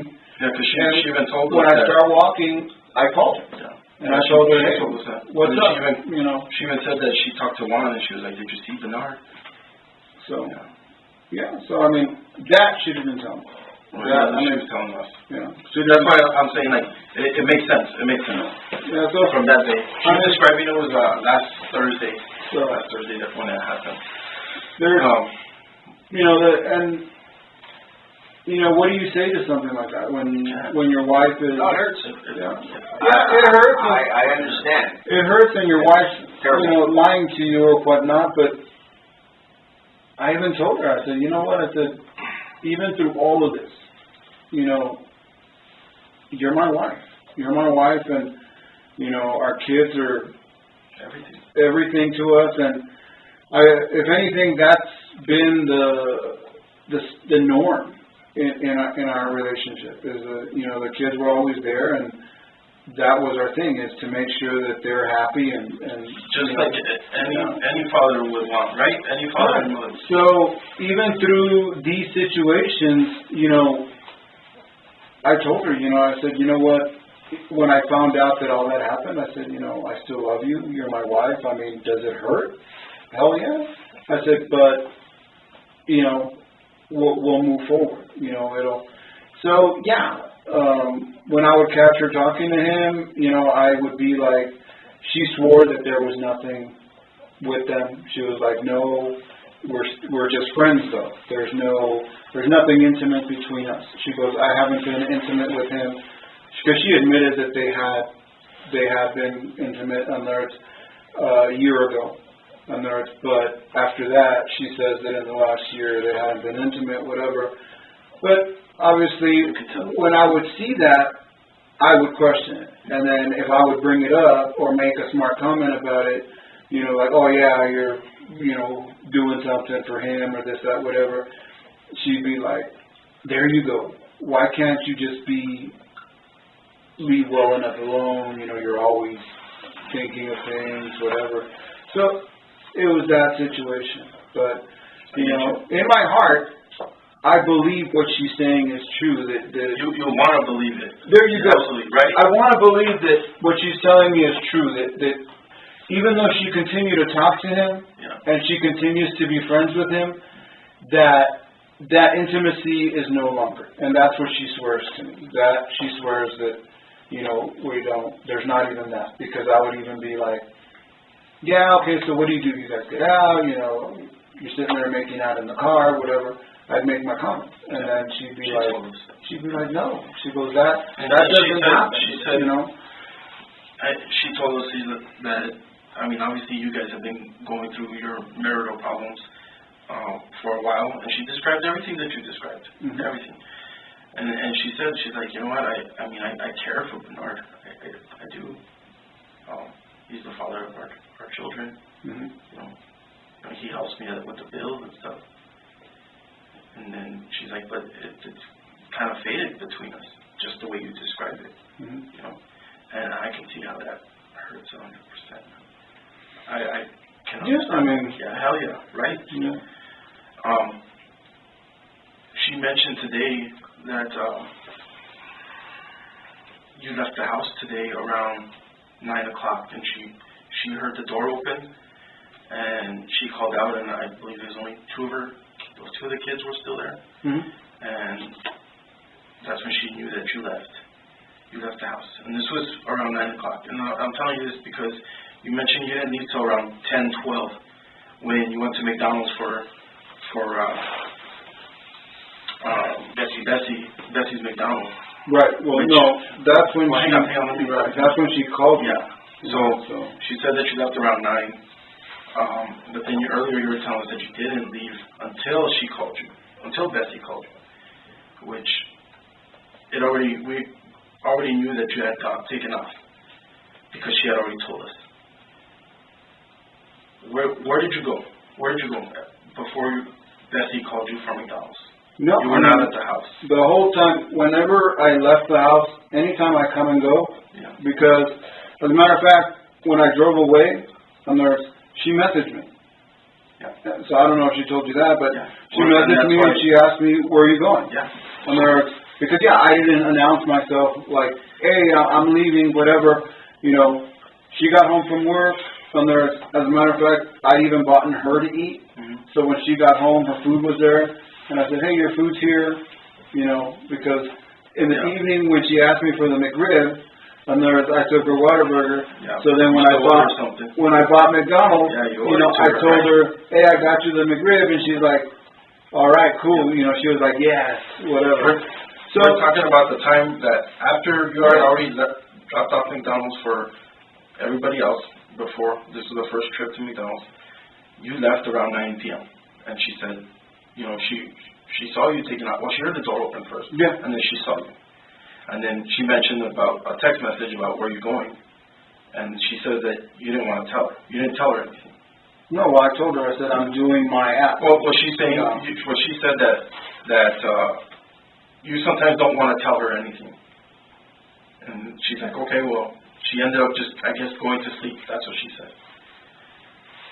From that time that you left and that she asked you, to the time Bessie called you about her McDonald's, where did you go from there? I was doing my app. When I left the house, I was doing my app. Where was your app? And it was, I was during still, that time? Yeah, I was still on the website.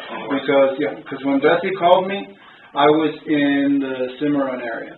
Okay. On there, so that's when we were having to talk about which McDonald's I was going to go buy her food at. On there, so. Bernard, have that everything that I've told you, okay, has not made sense because it's the truth, right? I've been telling you everything. I've been 100% honest with you. Yeah. Because I would say this is what she's telling me. I would say so. This is what she's telling me. So I have no reason to lie to you, right? And the reason I say that is because I need you to be 100% honest. Yeah. And listen, okay?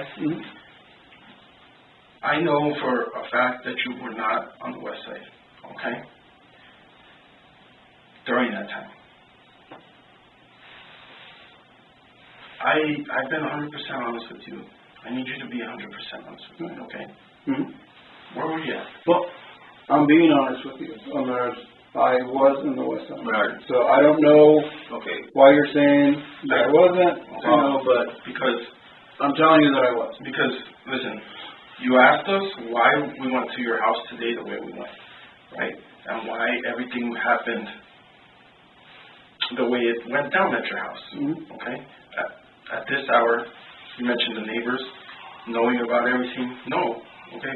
We had to approach your house because we have some information. We did our homework, okay? We're here right now because we did our homework, okay?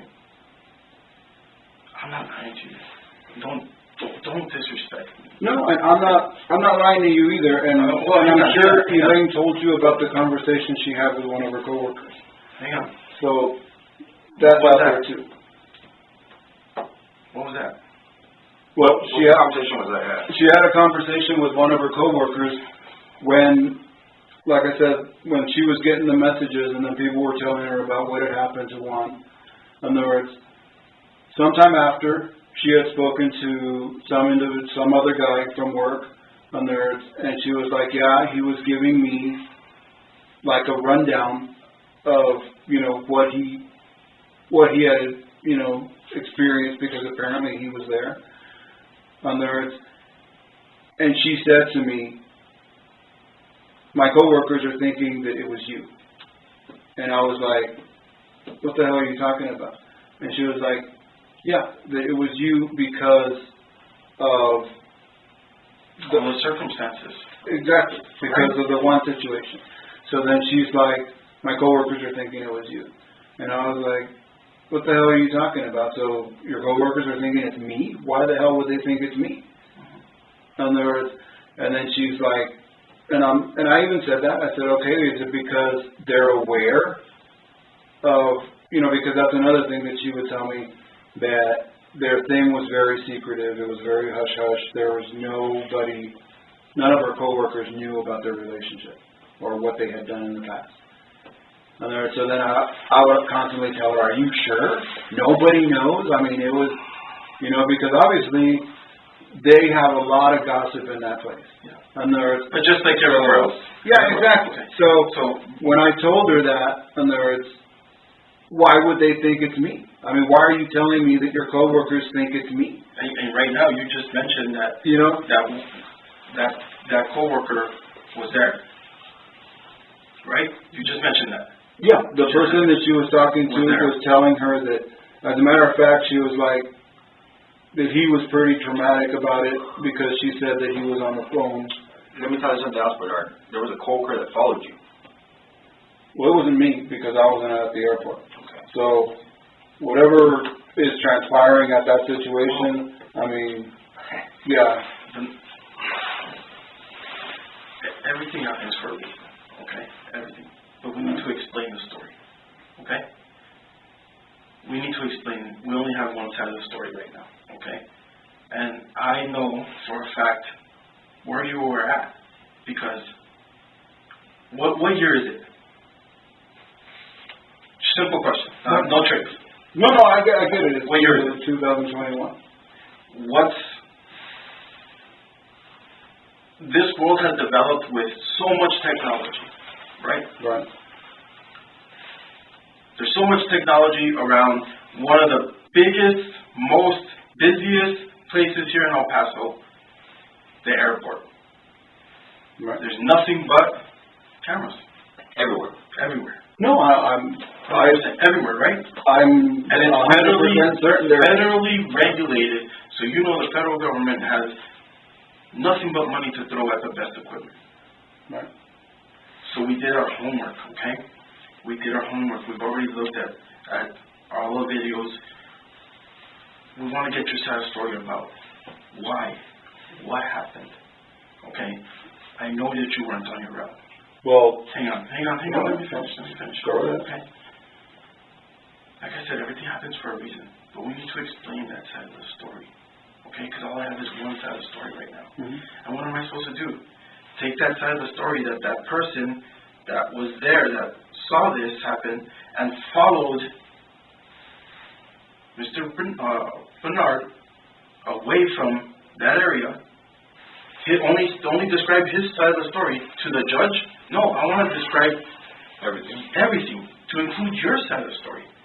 Because if something happened that you didn't mean for it to happen, okay, let's explain it. Something went sideways, let's explain it. There's a reason for everything. Okay? And it could be explained. But I don't want to just go to the judge and tell him, look, this is what this person's saying, and it makes sense because we have all this, and the cameras and everything, but this person's not being honest. I think any male would understand what you're going through. Absolutely. Any male. Absolutely. I would be pissed. He would be pissed. I understand. My partner understands what your emotions brought you to do last night. Okay? I completely understand. I would be hurt just like you. I can only imagine how it felt to go through the hurt that you're going through. I need to explain that hurt, though. Right. I need to explain. Hang on, let me finish. I need to explain that hurt because all I have is one side of the story, and everybody has their side of the story that was there. I just don't want to explain that one person's story that followed you. Okay? That side of the story that is on video. I don't want to just. I want to explain the person that you are and the hurt that you felt. I already know the hurt that you felt because you've been explaining it to me non-stop. I can feel it. I sense it. But I need to explain it, and I can't unless you're 100% honest with me. I promise you, I've been 100% honest with you. I need you to be honest with me, okay? I know it's difficult. I know that it's bearing down on you. I know. Just like it was earlier, this last 11 months, it's been bearing down at you.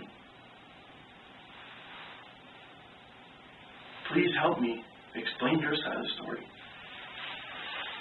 You're hurt. What happened, bro?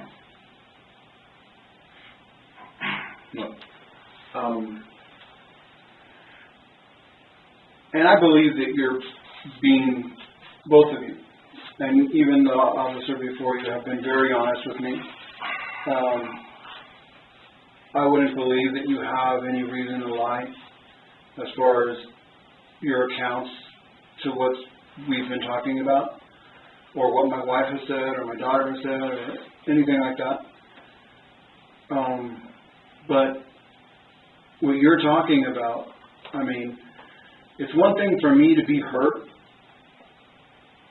and it's a totally different thing to be at the brink and do something as what is being described what happened to this individual.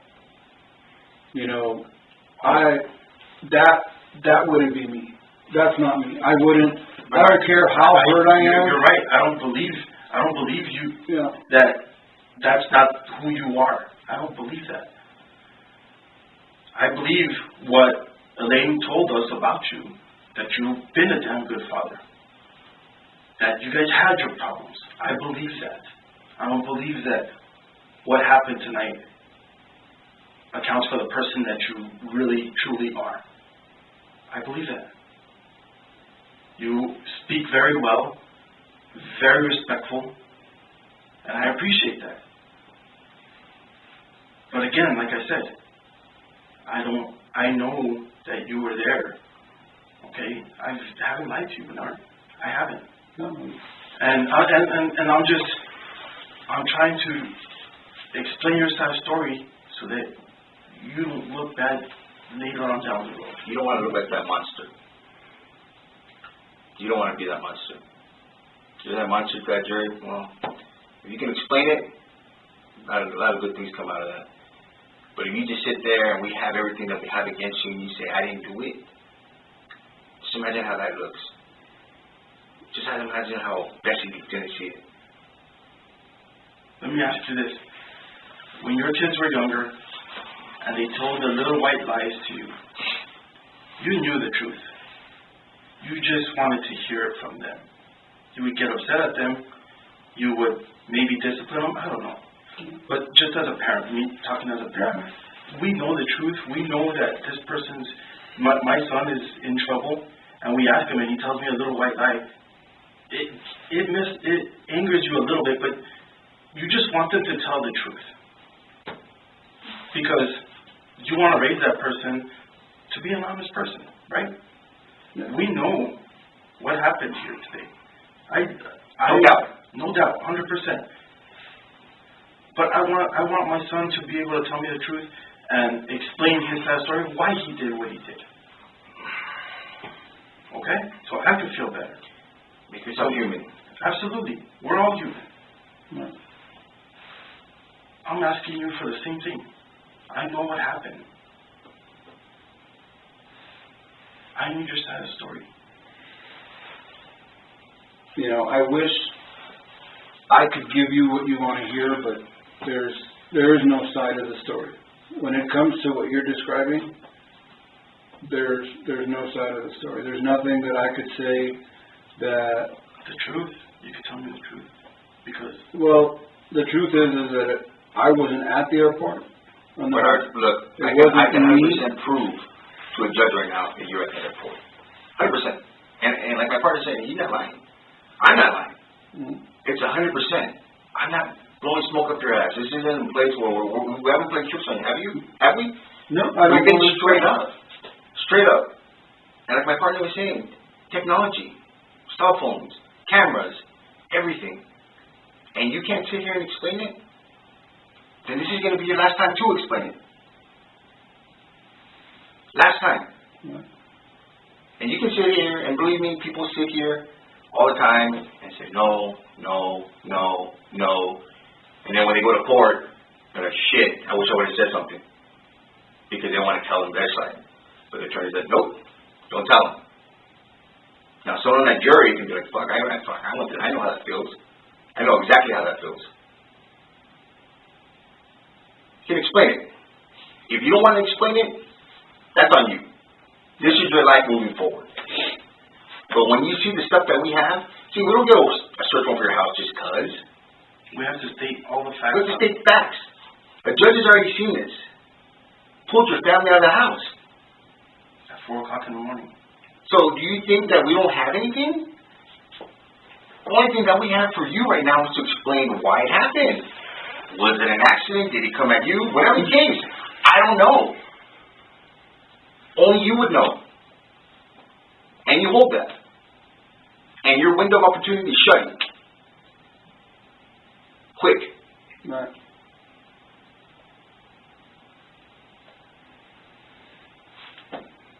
Well, You want to take your chances? It's not about taking chances. I mean, I know, what you're describing, I'm not just saying that it's not me because I'm not that kind of individual.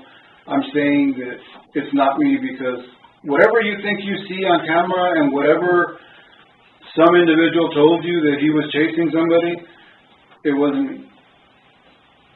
It wasn't me. So, So a person driving your truck? Parked at the window by White Avalanche. Is that you?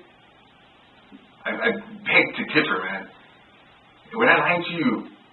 no, I mean, How would I know that? Let me tell you this much. That co-worker of hers was sitting right there in his truck on the phone when this thing happened. He even followed you. He was still on the phone, and guess what he had? He kept a distance from you because he was scared, but he continued to follow you.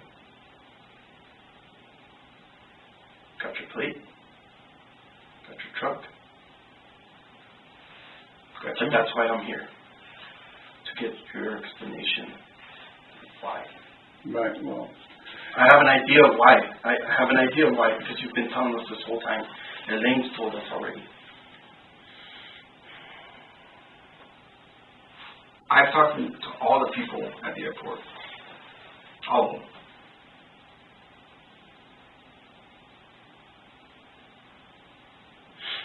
okay, and do you know how many people in the 3 years that Elaine has worked at that airport? I've met 3 of them. So, All it took was one tonight. So. if you talk to all of them, that makes no difference because No. they don't know who I am. They couldn't pick me out from anybody else because, honestly, I've never, So, I'm being honest with you, and I know you're saying you know what you know and it's on camera. I'm telling you, it wasn't me.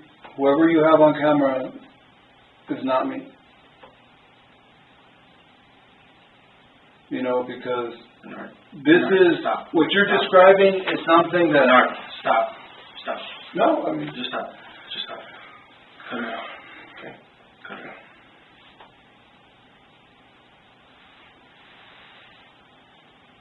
I'm done. I feel disrespected, and I didn't disrespect you at all. No, and I believe that you've both been honest. Your I kids, believe it. I was super respectful to them. 100%. And I appreciate that, other than my wife was sitting on the sidewalk. Very briefly, but yeah, we didn't have the vehicles to put her in, but right away she got out. I transported her. But don't sit here and disrespect me. I didn't do that to you, man. Okay. All right. I'm gonna take a little break real quick. I need to use the restroom. You want water or something? Like water? Or you? Yeah, I have the coffee. I'm taking a little break. Time it is 10:14 a.m. You want some more wipes for your face? Could I see myself? I don't know. Yeah, we'll get you right Did now. you see that? I'll take you to the restroom. I think I fell out. I think you fell over and hit your face. Because when you guys came in, I was on the floor. You okay? Yeah, I don't know. All right, we'll be there now. The detectives step out and allow Bernard to take a break. When they return, they casually and confidently throw their evidence at him with hopes of breaking his defiance to tell the truth. The interview begins to feel like two hunters and a cornered animal. At this point, so what are we doing going forward? I mean, That ball's in your court, man. You tell me. What do you want to do moving forward? Leave it up to you. Right. No, I mean, I think I've already told you. I mean, I'm going to go present everything I got to the judge. It's only one side of the story. I hate to do that to you.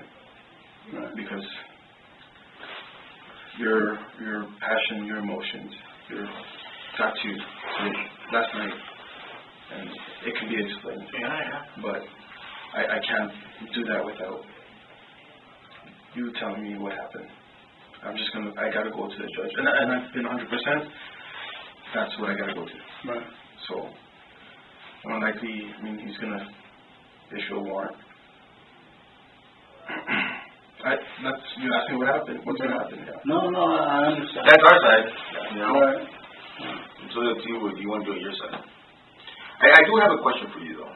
Okay, you made mention to me that you drive that great truck, and then a Ford Explorer. Anyone else drive that great truck? No. I mean, you drive that great truck. My son will drive it, but it's always like when I'm in the truck.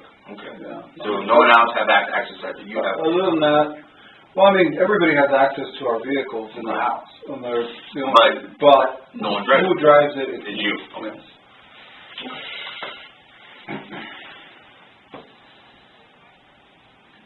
So. And that's another reason we ask.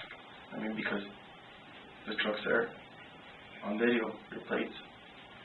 On another video, handheld video, it's there. So you're getting into it. It's at the window. You have to you cross the employee parking lot all the way to the short-term parking lot, and then all the way to the window. And then drive west to the parking lot. That was a struggle for you. He even said. You were kind of jogging, struggling. You tried to jog, he said. No, there's what you're describing. Yeah. I'm thinking of the trek that you're talking about from the employee parking lot all the way to the hotel. There's no way I could physically do that. I mean, you walk. You just said earlier that you walk from your house to the school. That takes you 6 minutes to walk it. And yours is uphill. Your house is uphill. So I know that you can do that flat walk easy. Especially when you just said right now that nobody drives the truck except for you. Right. And that truck is there on video, 2 videos, handheld. The guy has you. Yeah. And I'm just. What you're talking about is the school is 3 blocks away. I'm just saying that it's that you probably a quarter mile. There's no way I could do that. Yeah, but it's that that 3 blocks is straight uphill from that school that you talk about. Tippman to your house, it's straight uphill. Oh yeah, no. And this is flat. I'd get there in 6 minutes. Yeah. And it's coming back, it's a different story. But I'm saying it's possible. You say you walk it. Yeah. So I mean, I'm not saying that I don't walk, and I'm. All I'm saying is that you mentioned that you can't do it, and you said earlier that you walk to the school, and it's impossible because that walk is harder. Yeah, it's straight uphill, coming back, straight uphill. Yeah, but I'm not gonna sit here. No, I get it. I'm just trying to explain your side of the story, and believe me, I mean, I have nothing but the most respect for you guys. I don't believe that. For law enforcement. And I do believe that you've been honest with me. I mean, as far as the conversations that we've been having, and I've been honest with you. I mean, I haven't held back in what was going on with my wife, and she was able to confirm that. Cut it out. Because we already knew that coming in here. Okay, we didn't need you to be honest with us. Because you went around it a lot. You really did. Okay? We had to ask you specific questions, and you finally came around and answered them after a while. So have you been 100% honest? Absolutely not. Like I said, don't disrespect me, please. I didn't disrespect you. Till now, I mean, you're lying to me, and I'm still not disrespecting you. Okay? Well, all I have to say at this point is that I believe what you have to say, but you saw on video or what somebody is giving you an account of that absolutely does not know who I am. Okay, but so your truck is there. That is strange in itself. Your truck is there. Could your son done this? Could your son be responsible for this? No, absolutely not. You said you and your son drive it. Only when he's with me. So he would never take the truck by himself. So how that truck get there? So that would be... How did that truck get to that area? My truck is not there. I mean... Your truck is there. I'm telling you that. I'm telling you. Okay, my truck is an older truck. There's a dime a dozen. You can see them in El Paso. Not with your license plate. Not with your license plate. Not leading to your house. What the detectives say next will bring absolute terror to Bernard, Just look at his reaction. Now leading to a search warrant to get into your house. Not only that truck's going to be gone when you get back. As soon as we ran the license plate, it took us straight to your house. West side. Come on, man. We do our homework, man. We just don't take into the house and be like, hey, Please. You said my truck's gonna be gone? Why? We're taking it. Evidence. My truck is evidence? Yes. truck is evidence. Did we not just say it was in the video? We just had the plates with you getting into it? This is coming down. The gears are going down. The wheels are rolling. The ball is going down. We're not bullshitting you. We're being straight up with you. No, I just don't get why you would take my truck. But Because it was used in this incident. It's on video. That's why. It's evidence. Well, Just like the videos are evidence, that truck is on that video, so it's evidence.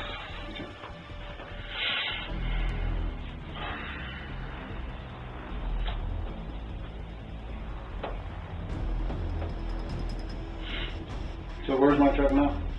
It's getting picked up.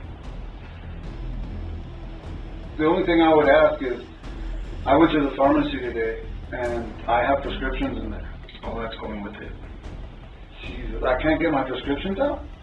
Evidence. Everything that's in there is evidence. Everything.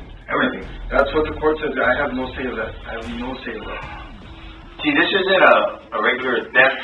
This is a homicide. This is a homicide investigation. Anything that's used in that homicide is taken and seized. And from there, we build a case. What we're explaining to you. That's terrible because I need my medication. It's terrible that someone lost their lives tonight. And it's terrible that you can sit here and just say, I need my medicine. No. Maybe you're looking out to be that monster. You know what? When a jury sees that, Jesus Christ, I feel sorry for him. No, and You're concerned about your medicine when someone lost their life. And your truck is being seen in that video. Come on. the reason being is, okay, anybody that loses their life, I have a great compassion for their family. I mean, that individual, Cut it you out. know, has a family. Okay. You would have stayed there. You would have stayed there. You would be telling the truth if that was the case.